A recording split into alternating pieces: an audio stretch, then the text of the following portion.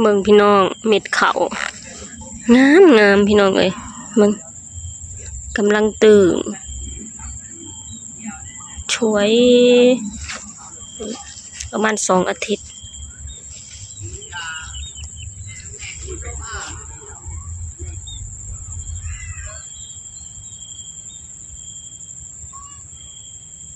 นี่เขางามนะพี่น้องเนาะอันนี้คืออยู่ข้างบนเด้อพี่น้องอยู่ข้างล่างแห้งสุกกว่านี้เนาะพี่น้องเนาะอยู่ข้างล่างนะสุกเบิดแล้วแต่ยังบ่พร้อมเนาะพี่น้องเนาะวันศุกร์ถึงจะพร้อมลงมือเนาะพี่น้องเนาะคือตอนนี้ยังบ่ทันได้พร้อมคือยังบ่พร้อมมาละพี่น้อง สบายดีพี่น้องสวัสดีค่ะพี่น้องจ้ามื้อนี้ก็มาพบกับซ่องบ่าวดอนสาวตุ๊กอีกคือเก่าเด้อมามื้อนี้มาพอกันอยู่ไห่อยู่นาเนาะพี่น้องเนาะพากันมาเบิ่งหน้า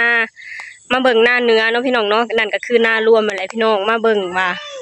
จะพอเกี่ยวมือใดเนาะพี่น้องเนาะนี่ตอนนี้อยู่ทางเทิงนี่ยังบ่ได้พอเกี่ยวเนาะพี่น้องเนาะยังอีกประมาณ2 อาทิตย์เนาะพี่น้องแต่ว่าอยู่ข้างล่างอยู่แถวเที่ยงน่ะไก่จะพอเกี่ยวแล้วบ่แม่นไก่แล้วพี่น้องพอเกี่ยวแล้วแหละประมาณวันศุกร์หน้าก็จะได้พากันมาเกี่ยวแล้วพี่น้องเนาะแล้วก็จะขนแม่ยายหอมแล้วก็เด็กน้อยมานอนเนาะพี่น้องเนาะส่วนสตุ๊กกับสาวหลากะจะพากันเที่ยวเนาะพี่น้องเนาะนี่เขาแถวนี้ยังบ่ได้พอเกี่ยวยังอีกประมาณ2 อาทิตย์เนาะพี่น้องอยู่ทางเทิงน่ะอยู่ทางรองน้ำกะเป็นเขางันเนาะพี่น้องเนาะน่าจะแล้วเกี่ยวทุกอย่างเกี่ยวนานพวงหน้าอันของสตุ๊กเองแล้วก็จะมาเกี่ยวหน้าตัวนี้อีกทีเนาะพี่น้องนี่จะเป็นประมาณนี้พี่น้องเดี๋ยวสตุ๊กจะพาพ่อแม่พี่น้องขึ้นได้เบิ่งข้างบนก่อนเนาะพี่น้องเนาะเบิ่งข้างบนก่อนแล้วก็จังลงไปเบิ่งอยู่แถวเถียงเนาะพี่น้องเนาะอยู่แถวเถียงน่ะพ่อเกี่ยวแล้วแหละพี่น้องเหลืองบ่ล่ะนี่อันนี้อยู่ทางบนเด้อเขาก็งามอยู่พี่น้องเลยก็โอเคอยู่สำนี่ให้พ่อ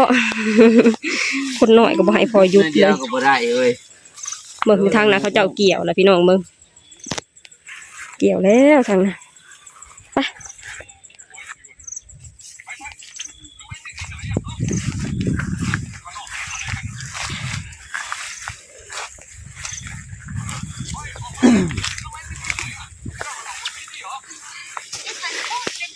อยู่แถวนี้นะจะนั่งประมาณ2 อาทิตย์อะไรอะไรเนาะ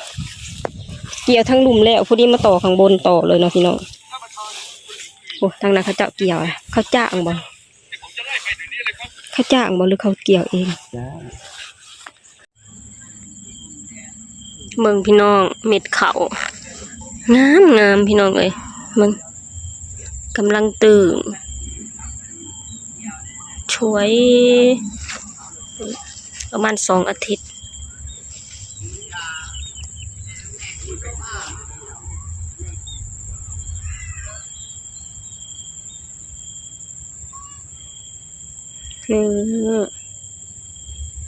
เขางามนะพี่น้องเนาะอันนี้คืออยู่ข้างบนเด้อพี่น้องอยู่ข้างล่างแห้งสุกกว่านี้เนาะพี่น้องเนาะอยู่ข้างล่างนะสุกเบิดแล้วแต่ยังบ่พร้อมเนาะพี่น้องเนาะวันศุกร์ถึงจะพร้อมลงมือเนาะพี่น้องเนาะคือตอนนี้ยังบ่ทันได้พร้อมคือยังบ่พร้อมมาละพี่น้อง นี่อันนี้เขาอยู่ข้างบนนะพี่น้องงามพี่น้องเอ้ยนี่เบิ่งพี่น้องเวลาเบิ่งใกล้ๆนะคือบ่งามนะพี่น้องเนาะพอมาเบิ่งใกล้ๆก็งามอยู่แต่ว่ามันอยากเป็นอันนี้เป็นไอ้ขี้แมงวันบ่พี่น้องอยู่บ้านชะตุกเอิ้นว่าขี้แมงวันเนี่ยก็งามอยู่เด้สำนี่ก็โอเคแล้วพี่น้องเอ้ยมันยังบ่สุกมันก็เลยจะประมาณนี้เนาะพี่น้องเนาะอีกประมาณ2 อาทิตย์ก็น่าจะแล้วเกี่ยวอยู่ข้างล่างแล้วก็ขึ้นมาเกี่ยวข้างบนต่อกะแบบไล่เลี่ยกันเลยเนาะพี่น้องเนาะคือบ่ต้องถาเขานะเกี่ยวข้างล่างแล้วก็ขึ้นมาข้างบนต่อเลยนี่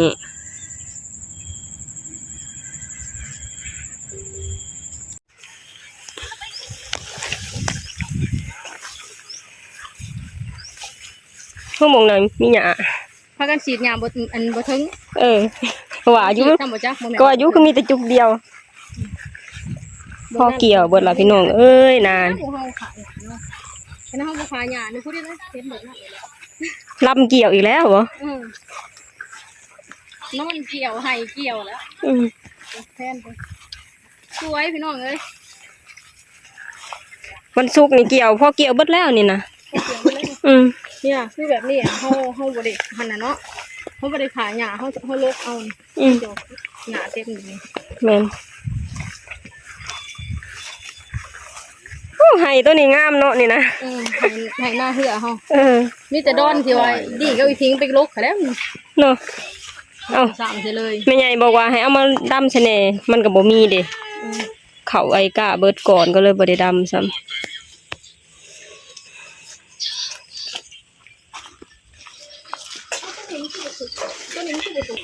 มึงเขาเอฟดิไก่พอเกี่ยวเลยเด้เนาะประมาณอาทิตย์หนึ่งก็พอเกี่ยวแล้ว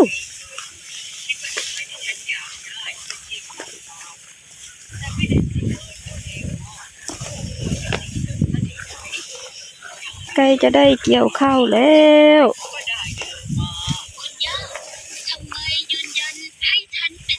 แดดหมวกก็บ่ได้มา เอาไม่อะมันแทงตานี่เว้ยสีหูสีตานี่มันหยาติดตา พี่ดิ้น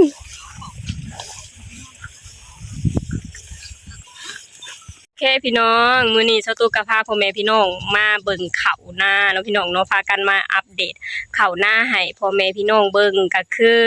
พ่อเกี่ยวแล้วแต่ยังบ่พร้อมเนาะพี่น้องเนาะพร้อมอีกทีคือวันศุกร์หน้าเนาะพี่น้องแต่ว่าข้าวนี่โตที่มันสุกแห้งกะถึงวันศุกร์หน้ากะน่าจะก่อยแล้วล่ะพี่น้องคือถ้าหากว่าจะเกี่ยวตอนนี้กะยังบ่พร้อมเนาะพี่น้องเนาะก็เลย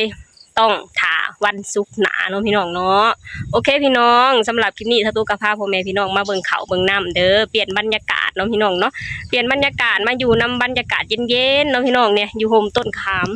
นี่อากาศก็ดีเนาะพี่น้องเนาะ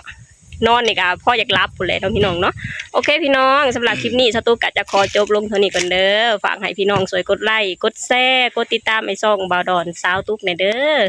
สบายดีสวัสดีค่ะบ่าวดอน สวัสดีครับบรรยากาศก็เย็นดีอะไรพี่น้อง เป็นตารับบ่ แต่นอนกันกันนอนเว้นนี่ก็สิ รับก้นสอดๆพุ่นล่ะพี่น้องเอ้ยน่ะเย็นพากันขึ้นไปข้างบนน่ะแดดแห้งๆพี่น้องไปตะตุกไปก่อนเด้อบ๊ายบาย